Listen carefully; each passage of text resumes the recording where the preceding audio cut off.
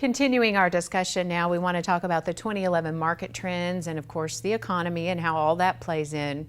Larry, your thoughts as we kind of close out the year economic-wise? Well, you know, we started out, and I think we generally thought that this year would be somewhat better than 2010, and it was when you look at the bottom line for most things. You know, we have seen some growth pick up here in the last part of the year. Unemployment is actually down slightly, although it's not coming down near as fast as we needed to. But I think if you kind of step back and look at a broader picture of this and look at the volatility that still exists in the marketplace, one of those charts that folks could go to is gold markets. And whenever people are worried about the political situation, the economic situation, those that can will run to gold. And we saw huge run-ups in the price of gold up until toward the last couple months of the year, and we've seen it bounce up and down, and that's probably reflecting the concern both because of the European debt / banking crisis that's going on there, and people worried about the political situation here and whether or not we're going to go back into a double dip recession in 2013, and we can talk more about that later. But one of the bright spots that happened over the year was our foreign markets. We saw our trade deficit shrink.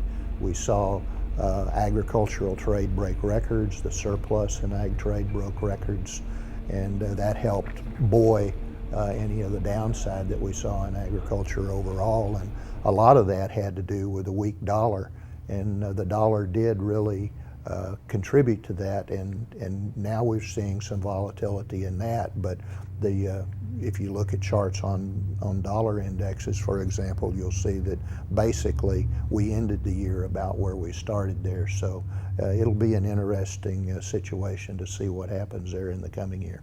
And moving toward crops, Kim, some of your analysis? Well, we can talk about corn and soybeans first, kind of the feed markets for Derrell.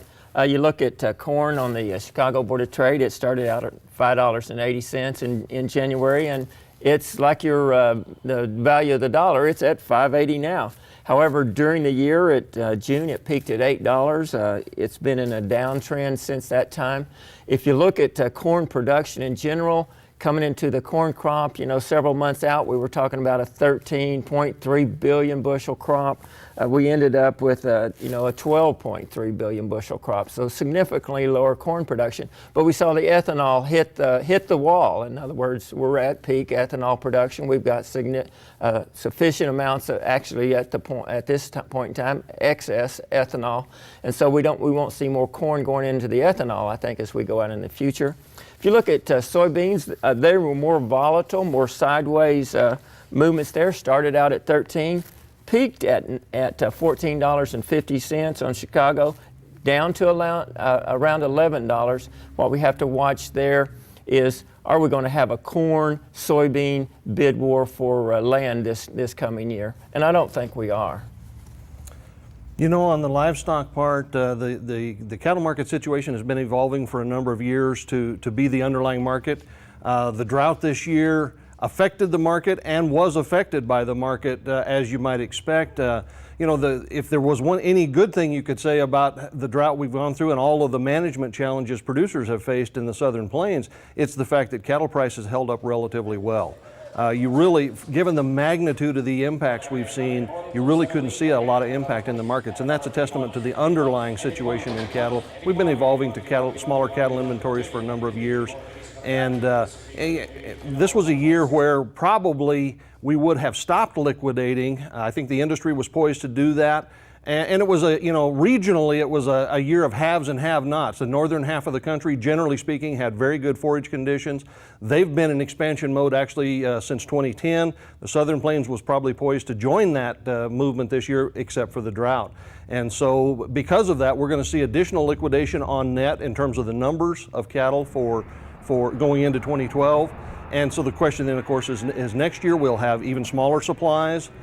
Beef production will be down significantly. It has actually fallen here in the last part of this year. And so We've got those prices are pretty good. Again, for producers, in many ways, it's a management market right now more than it is a marketing issue.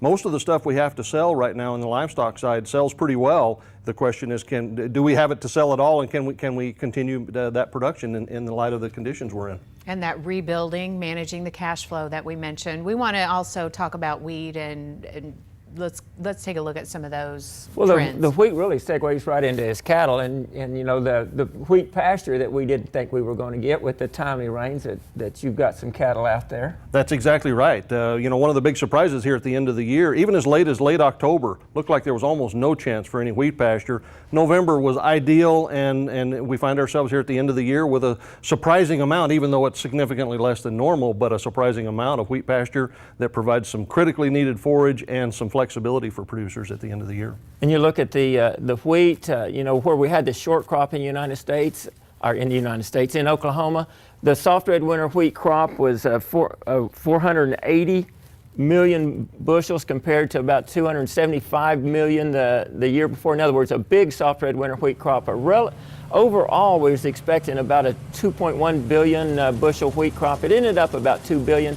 but we've had a lot of that wheat move into the wheat market to make up, into the feed market to make up for the shortage of corn and to bring corn prices down. As you look at prices, wheat prices moved relatively level from early in the year. The hard red winter wheat started out about $8 on the Kansas City Board of Trade, peaked up around 10 as you got into February and March. At harvest, it was around $9, and it's been trending down since. Not because of our short crop, because we didn't, it was short, not a big crop, but because of a relatively big crop as you move north in the United States and you look at the foreign markets. There's a spread, there's a protein premium. If you look at the spread between, say, the spring wheat's high protein and the hard red winter wheat, that spread started out at 60 cents. It's about 60 now, but it got as wide as a dollar. But you've got about a $1.60 spread between the spring wheat and the hard red winter wheat, and then you got about a 60-cent spread between the hard red and the soft red. Big protein premium. So what we've got there is, we had a short crop. It had positive impact coming into harvest, but once we cleared the Oklahoma harvest and got into the world harvest and the U.S. harvest, then that made up for our shortfall. Okay. Could I just kind of add a point here? Downside though it is, we always have to keep in mind that in today's world, most farm families get most of their income from off the farm.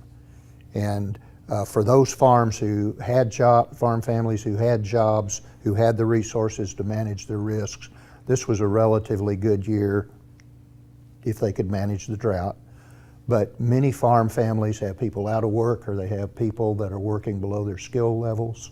And it's a pretty tough time as they begin to wrap this year up and look at the next year. Kim, what about cotton?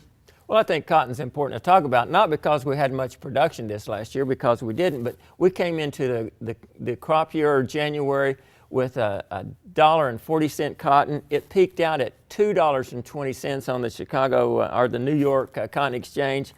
We got out into July and it just gapped down to about $120 a hundredweight, or $1.20 a pound, and it's down now around 86.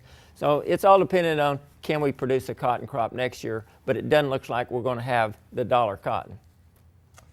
The cattle producers here at the end of the year still face enormous challenges getting through the winter. We have seen phenomenal amounts of hay brought into the southern plains. Anybody that's been out on any highway coming into Oklahoma from the north or the east all year has seen lots of hay. And we're seeing a lot of producers facing a lot of challenges using limited feed resources. In many cases, they maybe have enough to get through the winter, where it depends on the weather. We're using a lot of different feed resources than we're used to using. In many cases, questionable quality resources. So I think producers, really need to be careful in this winter, in that it's not just coming out of the winter with some cows, but really the condition they're in and the productivity of those animals is going to be very critical. Otherwise, we're simply going to postpone the cost of this drought in terms of lost productivity next year and the year beyond. And so there's some real issues here. Water is also still a very big concern for a lot of our producers. Has been a challenge all year, and it will be through the winter, and may still force some additional liquidation, even if we have available available feed resources. And those production costs, of course, are always an issue for producers. How are we looking this year, Larry, as far as costs go? Well, it's always a challenge, you know, when people hear that we have high prices, we think farmers are making money, but when the input costs are up, it really squeezes profits. And as we go into the next year, we can look at that more carefully, but there are some warning signs on the horizon.